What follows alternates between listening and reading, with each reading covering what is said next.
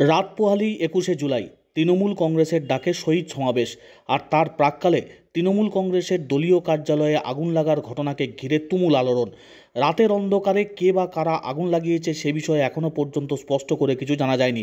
সকাল থেকেই ঘটনাকে ঘিরে তুমুল আলোড়ন পূর্ব বর্ধমানের খণ্ডঘোষ গ্রাম পঞ্চায়েতের উজ্জ্বলপুকুর গ্রামে।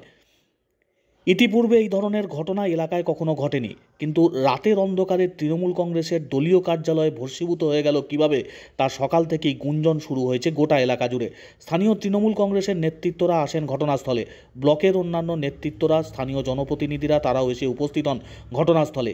কে বা কারা এই ঘটনার সঙ্গে যুক্ত সে বিষয়ে স্পষ্ট করে কিছুই জানা যায়নি। তবে দলীয় কার্যালয়ে থাকা বিভিন্ন জিনিসপত্র, দলীয় নথিপত্র সম্পূর্ণ পুড়ে ছাই হয়ে গিয়েছে। আগুনে পুড়ে ভস্মীভূত হয়ে গিয়েছে উজ্জ্বলপুকুর গ্রামের তৃণমূল কংগ্রেসের এই দলীয় কার্যালয়। স্থানীয় তৃণমূল কংগ্রেসের নেতৃত্বরাও বিষয়টি সম্পর্কে হতবাক।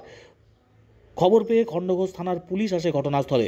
খণ্ডঘোষ থানার পুলিশের কাছে সামগ্রিক বিষয় সম্পর্কে জানানো হয়েছে। কে বা কারা এই আগুন লাগানোর ঘটনার সঙ্গে যুক্ত বা কিভাবে আগুন লাগলো তা তদন্ত করে সঠিক কারণ খুঁজে বের করুক পুলিশ, এমনটাই দাবি করছেন তৃণমূল কংগ্রেসের নেতৃত্বরা। এই এলাকায় এই ধরনের ঘটনা ইতিপূর্বে কখনো ঘটেনি।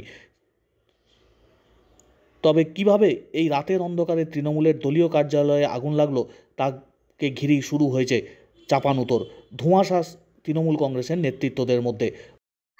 এটা আমাদের উজ্জ্বলপুকুর ১৭১ নম্বর বুথের তৃণমূল কংগ্রেস নির্বাচনী কার্যালয় ছিল। আমরা এখানে বসে সংগঠনের, গ্রামের উন্নয়নের বা অন্যান্য সমস্ত সামাজিক রাজনৈতিক সমস্ত কাজই এখানে বসে আমরা করতাম। আজকে মানে ভোর ২টোর সময় কে বা কারা কোনো দুষ্কৃতীদের কাজ বলে এটা মনে হচ্ছে, এটা আগুন লাগিয়ে দেয়।